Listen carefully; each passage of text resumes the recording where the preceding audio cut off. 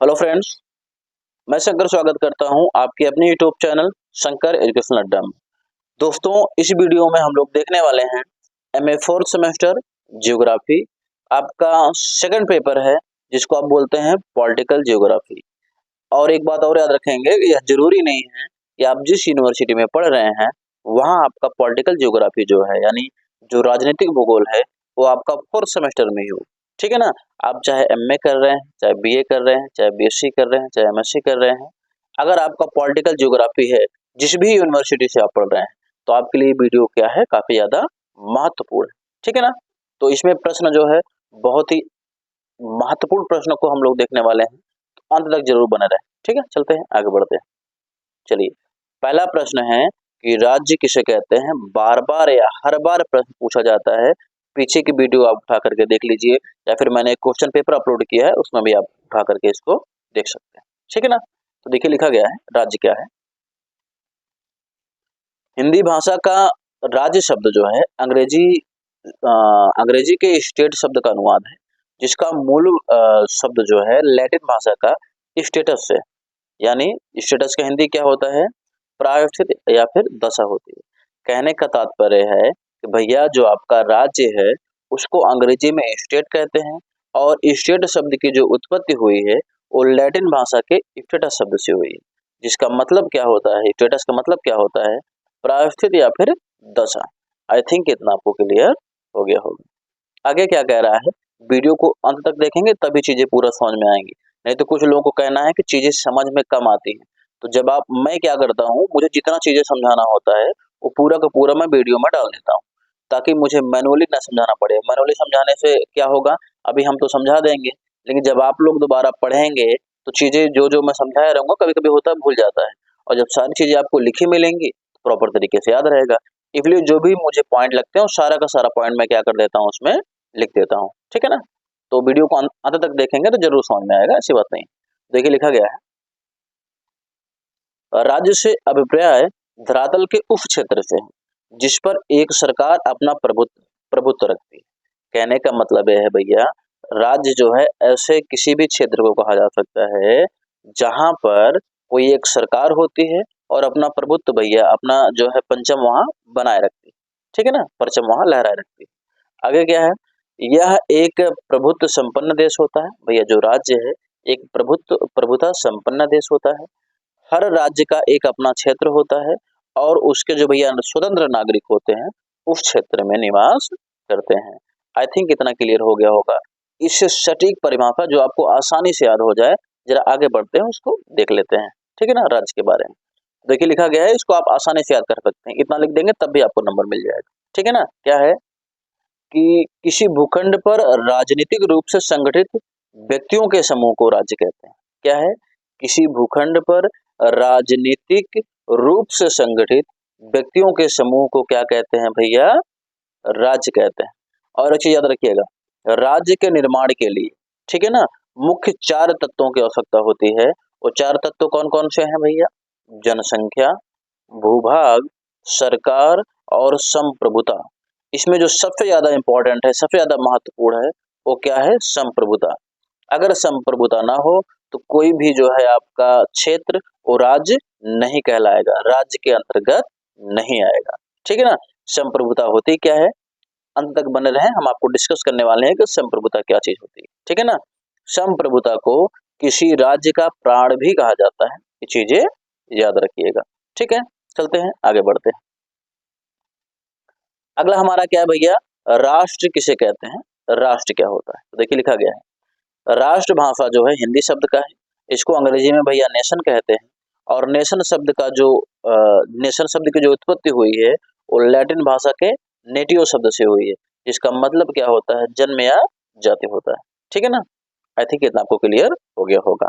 आगे क्या लिखा गया है कि राष्ट्र एक भावनात्मक इकाई, याद रखिएगा, राज्य जो है एक राजनीतिक इकाई है और राष्ट्र क्या है, एक भावनात्मक इकाई। ठीक है ना।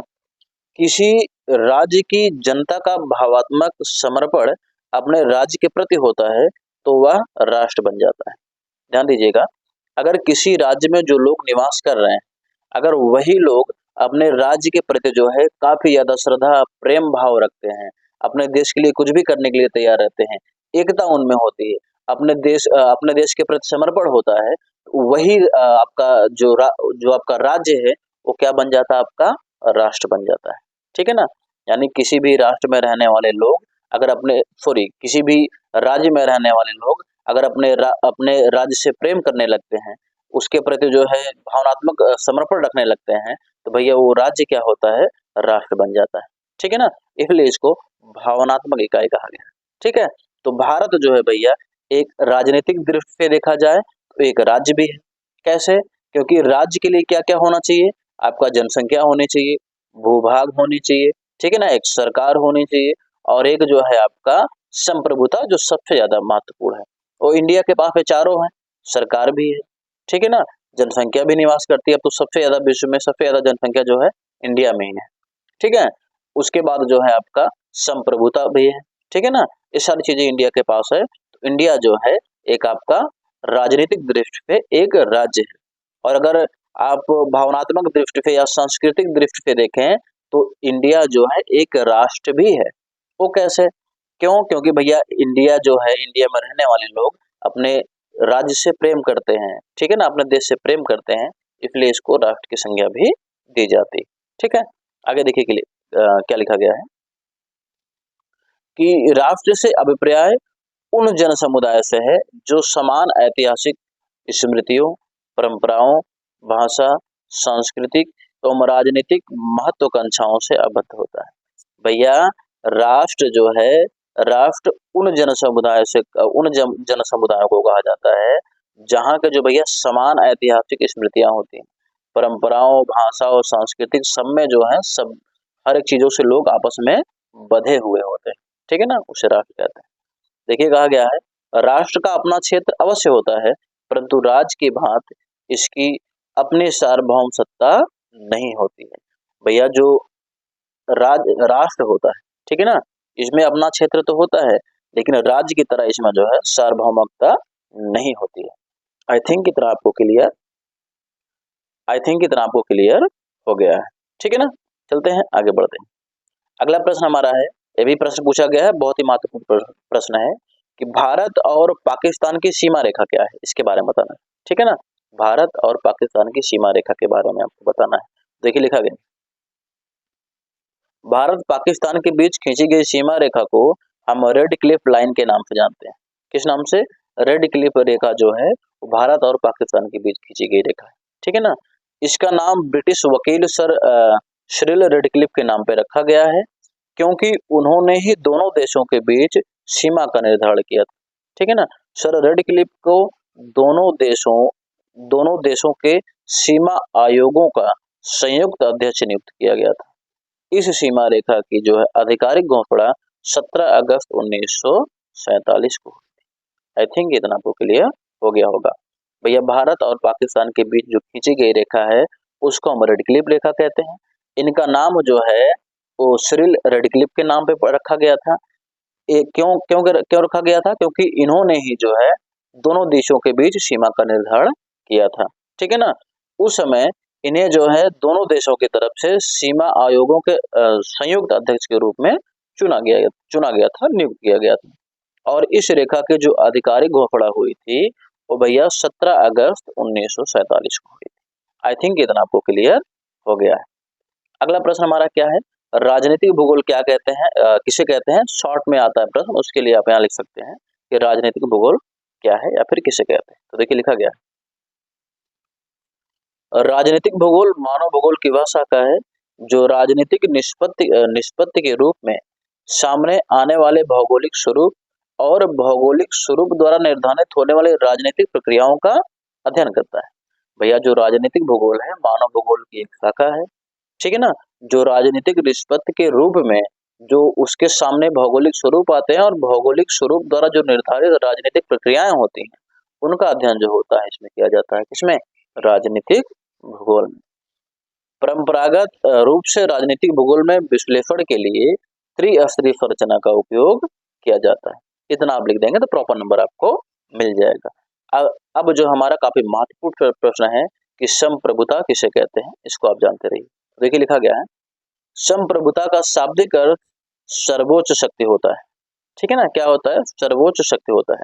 संप्रभुता राज्य की वह सर्वोच्च शक्ति है जिसके आधार पर राज्य आंतरिक निर्णय तथा बाह्य निर्णय लेने में स्वतंत्र होता है। ठीक है ना भैया, किसी भी राज्य की वह सर्वोच्च शक्ति जिसके वजह से, जिसके कारण से, जिसके आधार पर वह राज्य अपने आंतरिक निर्णय को और बाह्य निर्णय को जो है लेने में स्वतंत्र हो, उसे ही क्या बोलते हैं? संप्रभुता कहते हैं। ठीक है ना। अच्छा, आंतरिक निर्णय क्या होता है?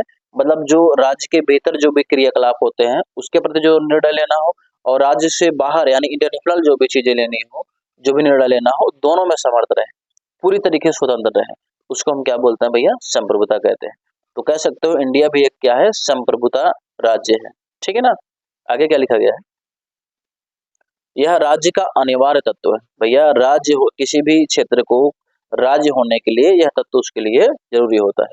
अगर यह तत्व उसमें नहीं है तो कोई भी क्षेत्र आपका राज्य नहीं बन सकता है। इसके बिना राज्य का निर्माण नहीं हो सकता है। आई थिंक इतना आपको क्लियर हो गया होगा। दोस्तों, अगर इस वीडियो में और भी चीजें आप देखना चाहते हैं इससे संबंधित, तो डिस्क्रिप्शन में लिंक रहेगा, वहां से जाकर के आप देख सकते हैं। ठीक है ना। नहीं तो आप चैनल के प्लेलिस्ट पे जाइए। ठीक है, वहां आप जाइए, पॉलिटिकल जियोग्राफी में सारी चीजें वहां आप देखने को मिल जाएगी। और रही बात पीडीएफ की, तो डिस्क्रिप्शन में हम लिंक जो है डाल देंगे हमारे टेलीग्राम चैनल का, वहां पे जाकर के आप इसको देख सकते हैं।